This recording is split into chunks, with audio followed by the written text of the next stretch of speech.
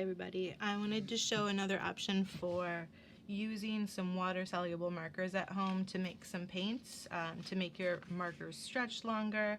If you have a plastic bag, like an old sandwich bag, or whatever, saran wrap could work, or if you have foil, you can use that as sort of a palette for creating your own colors. So let's say I wanted to add a little swatch of color onto either my plastic bag or my foil. What I can do is I can make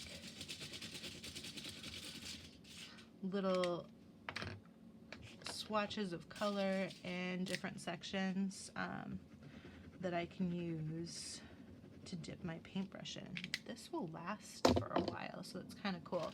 So I made a little thank you for social distancing poster that I was going to see if I could color with you guys right now. So first I'm going to try it with the plastic bag to see how that works. I'm going to use a little bit of that yellow. So I have just a paintbrush and a little thing of water, and I have a little sponge just in case I mess up or if I need to dry my brush. So I'm going to just dip my paintbrush into that yellow. There's still tons of marker there.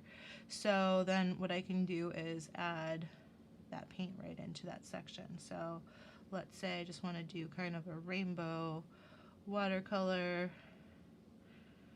So I just did like a little bit of marker right there, and that makes the marker stretch for a very, very long time if I use it as a watercolor paint, which is pretty awesome. See, there's still a ton left right there.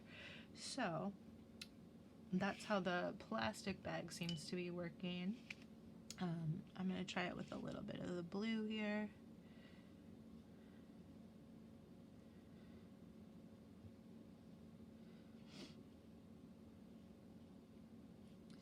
Not quite inside the lines, but that's all right. I can always outline my letters again later if I want to. And if I want colors to be darker, I can just add a little bit more into those sections. You can even blend different colors together. Alright, so if I try that with the plastic bag, that works. And with the foil, I'm going to take that same approach of just using a little bit of what's on my brush. So soaked up a bunch of red right there.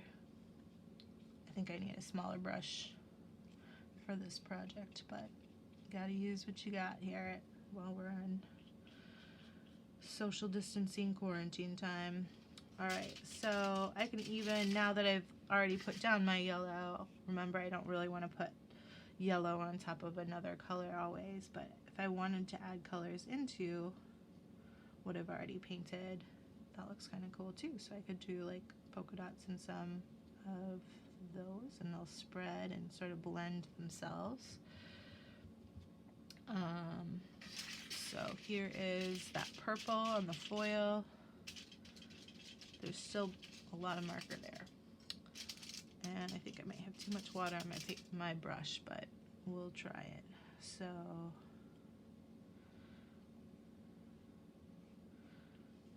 alright, so that's an easy way to kind of make watercolor and to make your markers last a little bit longer. Now I have a marker that is pretty dry. I just want to show you what it looks like when I draw with it. It's pretty dry. It's not horrible. I could still use it. But this one's a little bit drier, I think. Yeah, that one's real dry.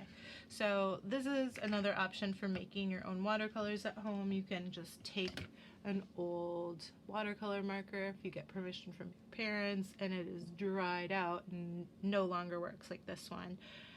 Then you can put it in some water and you will see that the water will turn color pretty quickly. And if you wait for a while, you're going to get some really dense, bright colors that you can use for painting later. I would recommend just putting a little bit of water,